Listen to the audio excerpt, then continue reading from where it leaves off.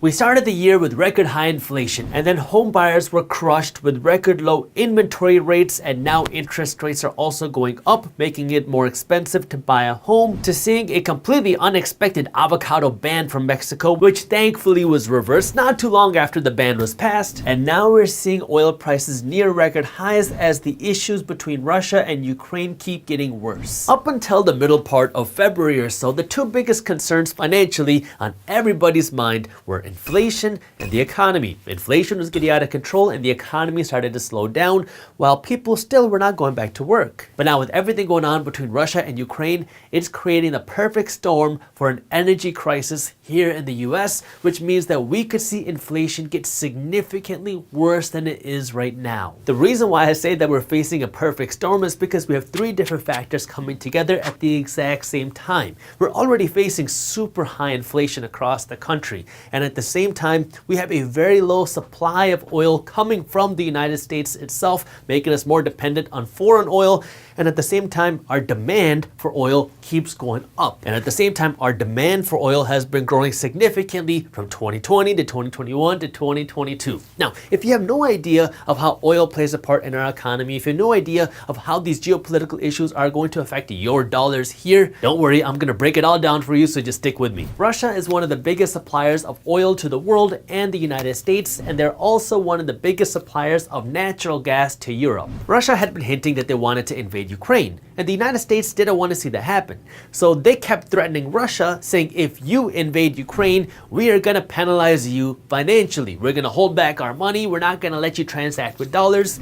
But Russia essentially gave the middle finger to the United States and they said, screw you, we don't care. We have your oil, so we're not gonna give you oil. And then they went in and they invaded Ukraine. According to the United States Energy Information Administration, oil is our #1 energy source here, and we use it for cars, planes, transportation, heating buildings, electricity, and we use oil to make plastics. All that this means is that oil is very important for our economy here in the United States, and Russia is one of the biggest suppliers of oil for the United States, and now Russia has turned off the faucet of oil to the United States, which leads us here to this perfect storm that I was talking about. Let me start by talking about this part of the triangle, because the United States actually has the ability to create enough oil to take care of the United States, but in 2021, President Biden signed an executive order moving the United States away from drilling their own oil. The whole idea here is to make a push for green energy, to move away from fossil fuels, to move away from gasoline, that way you're not so reliant on oil.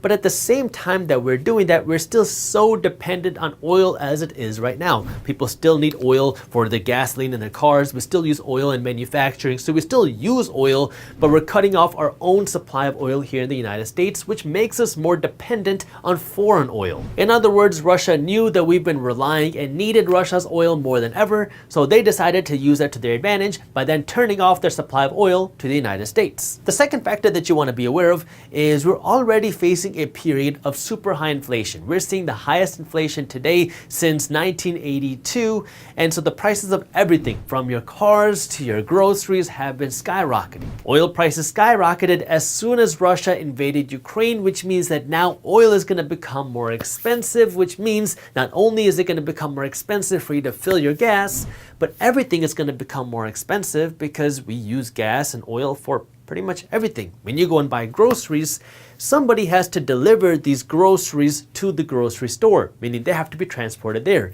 meaning the transportation cost to bring food from the farm to the warehouse to the retail store is going to cost more money. And the delivery fees to deliver something from the Amazon warehouse to your house is going to cost more money.